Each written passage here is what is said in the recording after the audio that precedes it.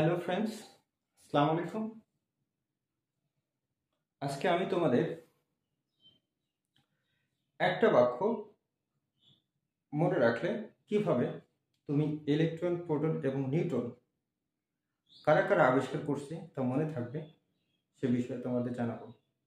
তো চলো কথা না বলি, দেখে নিই আজকের বাক্যটা কি ছিল। তো চলো, আজকের বাক্যটা হচ্ছে ইতি পরে নিচে। জাস্ট একটা বাক্য, ইতি পরে নিচে। তো তাহলে দেখো, এই যে ইথি, এই ইটা হচ্ছে ইলেকট্রন। এই ইটা হচ্ছে কি ইলেকট্রন। আর এই যে এই থতে হচ্ছে কি থমসন, মানে ইলেকট্রন আবিষ্কার করেন কে? থমসন। আচ্ছা, এরপরে দেখো, পরে এই পথে হচ্ছে কি প্রোটন, আর এই রথে হচ্ছে কি রাদারফোর্ড।